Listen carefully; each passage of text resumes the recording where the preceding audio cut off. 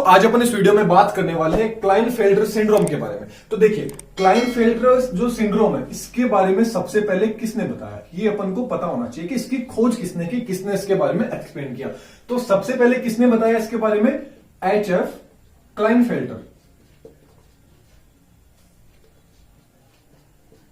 किसने बताया, HF. Klinefelter ने बताया। कब बताया इसके बारे में, 1942। कब बताया, 1942 के अंदर इन्होंने बताया।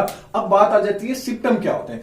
तो सिम्टम्स का मतलब क्या हो गया, सॉरी सिंड्रोम का मतलब क्या हो गया। सिंड्रोम का मतलब हो गया कि ग्रुप ऑफ सिम्टम्स, मतलब लक्षणों का जो समूह होता है उसको क्या बोल देते हैं, सिम्टम्स बोल देते हैं। That's clear. अब बात कर लेते हैं इसके बारे में कि ये जो क्लाइनफेल्टर सिंड्रोम है ना, ये किसके अंदर आपको देखने को मिलेगा। तो ये आपको अक्सर किसके अंदर देखने को मिलेगा, मेल्स में,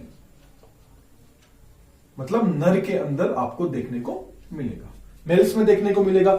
अब इसके अंदर होगा क्या, क्लाइनफेल्टर सिंड्रोम किससे रिलेटेड डिजीज है, किससे रिलेटेड करता है, ये क्या है, एक सेक्स क्रोमोसोम से।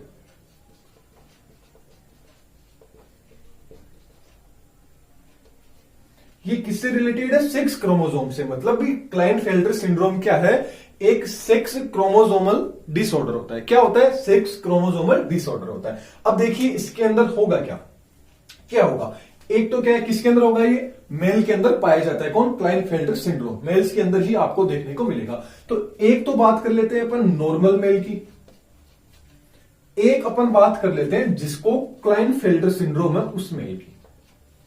इन दोनों में देखते हैं क्या डिफरेंशिएशन अपन को देखने को मिलेगा। तभी जैसे ही इनमें डिफरेंशिएशन पता चलेगा वैसे क्लाइनफेल्टर सिंड्रोम आपको समझ में आ जाएगा। देखिए जो नॉर्मल मेल होगा उसके अंदर क्या होगा, 44A plus XY is equal to क्या हो गया, 46। आगे समझाऊंगा आपको, देखिए आप बस यहां पे जो जिसको क्लाइनफेल्टर सिंड्रोम होगा उसमें क्या देखने को मिलेगा, 44A plus XY is equal to क्या हो जाएगा, 47। ये चीज है क्या, तो देखिए 44A मतलब क्या हो गया कि चाहे मेल हो चाहे फीमेल हो उसके अंदर 46 गुणसूत्र पाए जाते हैं। दैट्स क्लियर, ये सबको पता है। क्रोमोसोम कितने होते हैं, 46 होते हैं। अब देखिए 46 के अंदर से जो 44 होंगे, 44, ये क्या होंगे, ऑटोसोमल होंगे। क्या होंगे, ऐसी क्रोमोसोम होंगे। कौन से होंगे, ऑटोसोमल क्रोमोसोम होंगे। अब बात कर लेते हैं, दो ये बच गए, 44, 45, 46, टोटल 46 हो गए। अब ये दो क्या होंगे, XY, ये दोनों के दोनों क्या होंगे, सेक्स क्रोमोसोम होंगे। क्या होंगे, SC होंगे, सेक्स क्रोमोसोम। तो मेल के अंदर कौन से होते हैं, X एंड Y क्रोमोसोम होते हैं, जबकि फीमेल के अंदर सेक्स कौन से होते हैं, X होते हैं। That's clear. अब बात कर लेते हैं क्लाइनफेल्टर के अंदर क्या होगा। तो क्लाइनफेल्टर के अंदर क्या होगा, जो 44 होंगे वो तो क्या होंगे, वैसे का वैसे रहेंगे, एसी होंगे, ऑटोसोमल क्रोमोसोम होंगे। लेकिन क्या होगा, इसके अंदर क्या होगा, दो अक्स आ गए, एक वाई आ गया, मतलब एक गुणसूत्र की क्या हो जाएगी, अधिकता हो जाएगी। वो भी कौन सा, अक्स गुणसूत्र की। तो एसी आ गया, और सॉरी ये क्या आ गया, सेक्स क्रोमोसोम हो गया, एससी। तो इसके अंदर क्या आ गया, एक अक्स गुणसूत्र क्या आ गया, अंदर आ गया। मतलब क्या आ गया, अक्स किसका होता है, फीमेल का होता है। मतलब फीमेल के जैसा ही एक अक्स गुणसूत्र आ गया। तो होगा तो ये कहने को तो नर होगा, लेकिन इसमें गुण जो करेक्टर्स होंगे वो किसके होंगे, मादा के होंगे। इसीलिए क्या हो गया, क्लाइनफेल्टर सिंड्रोम बोलते हैं। तो देखिए फॉर्मूले की बात करें तो 2n इज इक्वल टू, यहां पे क्या आ गया, 46 आ गया, 46 गुणसूत्र हो गए। यहां क्या आ गया, 2n यहां पे हो गया 47। मतलब क्लाइनफेल्टर सिंड्रोम के अंदर क्या होगा, एक अक्स गुणसूत्र की क्या आ जाएगी, अधिकता हो जाएगी। क्या हो जाएगी, एक अक्स गुणसूत्र की अधिकता। इससे जस्ट पहले अपन ने किसके बारे में बात किया था, टर्नर सिंड्रोम के बारे में बात किया था। उसके अंदर क्या था, वो डिजीज होती है फीमेल्स के अंदर।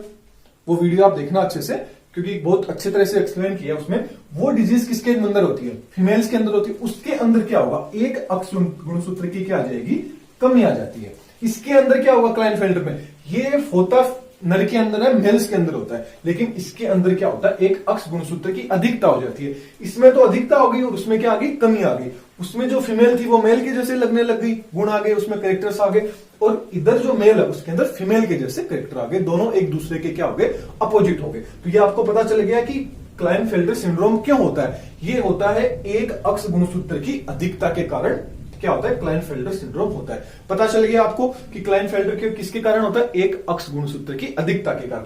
अब यदि अपन बात कर लेते हैं इसके कैरेक्टर्स की, कि जिसके अंदर अब अक्ष गुणसूत्र तो अधिकता होगी, लेकिन अब इसके करेक्टर्स क्या देखने को मिलेंगे यदि उसमें अक्ष गुणसूत्र आ जाते हैं। तो देखिए पहला करेक्टर तो क्या होगा, जिस मेल के अंदर अक्ष गुणसूत्र हो गया, जिसको क्लाइनफेल्टर सिंड्रोम हो गया, उसके जो फेस होगा एंड उसकी जो बॉडी होगी, उसके ऊपर हेयर होंगे, वो क्या होंगे, कम होंगे। उनके ऊपर क्या होंगे, हेयर होंगे, जो बाल होंगे उसके शरीर के ऊपर, फेस के ऊपर, वो क्या होंगे, कम होंगे। ठीक है, पहला ये। दूसरा क्या होगा, उस मेल के अंदर क्या होगा, जो स्तन होंगे वो क्या होंगे, बड़े हो जाएंगे। स्तन क्या होंगे, मेल मादा की जैसे, फीमेल के जैसे स्तन उसके अंदर आ जाएंगे, मतलब स्तन होंगे उसके, वो उभर जाएंगे। तो कैसे दिखेगा वो, फीमेल की तरह दिखेगा। ठीक ऐसे ही उसकी जो आवाज होगी, उसकी जो वॉइस होगी, वो भी किसके जैसी हो जाएगी, फीमेल के जैसी हो जाएगी। देखने में कैसी आवाज लगेगी उसकी, फीमेल के जैसी उसकी आवाज लगेगी। और वो क्या होंगे, स्टेराइल होंगे। क्या होंगे, जनन अक्षम होंगे। जनन अक्षम होंगे मतलब क्या होंगे, वो स्टेराइल होंगे। क्या होंगे, वो स्टेराइल होंगे। और क्या होगा, उनकी जो लंबाई होगी वो नॉर्मल लंबाई से क्या होगी, ज्यादा होगी। तो उनकी जो लंबाई होगी वो क्या होगी, अधिक होगी। सामान्यता से उसकी लंबाई क्या हो जाएगी, अधिक हो जाएगी। इसके अलावा क्या होगा, जो उस मेल का जो क्या होगा, टेस्टिस होगा, उस मेल का जो टेस्टिस होगा वो क्या होगा, छोटा होगा। इसके साथ ही उसका जो पेनिस होगा, और उसका जो पेनिस होगा वो भी क्या होगा, छोटा होगा। मतलब जिसके अंदर क्लाइनफेल्टर सिंड्रोम होगा, उसकी फेस एंड बॉडी के ऊपर क्या होगी, हेयर की संख्या क्या हो जाएगी, कम हो जाएगी। उस मेल के स्तन होंगे वो बड़े होंगे, ब्रेस्ट क्या होंगे, बड़े हो जाएंगे।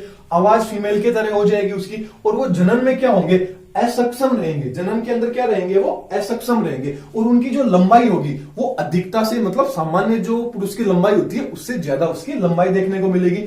और उसके अंदर जो टेस्टिस होंगे उनकी साइज क्या होगी, छोटी होगी। उसी के साथ उसका जो पेनिस होगा उसकी भी साइज क्या हो जाएगी, छोटी हो जाएगी। That's clear. अब जो क्लाइनफेल्टर सिंड्रोम है, इससे क्या होता है, जो हार्मोन्स होते हैं उनके लेवल के ऊपर भी क्या करता है, असर रहता है। तो देखते हैं उनके लेवल पे क्या असर रहेगा। एक हार्मोन होता है FSH, फोलिकल स्टिमुलेटिंग हार्मोन। इसके बारे में भी मैंने डिटेल में पढ़ा रखा है, तो वो भी आप देख लेना।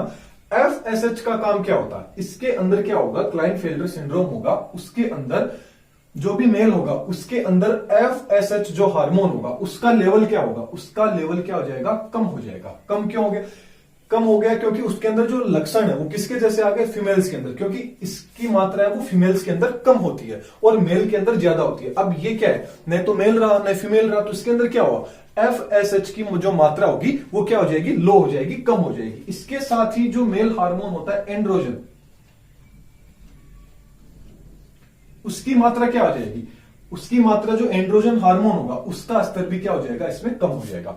जो एंड्रोजन हार्मोन है उसका स्तर भी कम हो गया, और जो FSH हार्मोन है इसका भी स्तर किसके अंदर, जिसके अंदर क्लाइनफेल्टर सिंड्रोम होगा उस पुरुष में, इसका लेवल भी कम हो जाएगा। ये चीज इंपॉर्टेंट है, कई बार एग्जाम के अंदर पूछ लिया जाता है। अब एक इंपॉर्टेंट चीज और बता देता हूं कि अपन ने बात की थी, जो भी क्लाइनफेल्टर सिंड्रोम जो मेल होगा उसके अंदर क्या होंगे, जो उसके स्तन होंगे वो क्या हो जाएंगे, बड़े हो जाएंगे।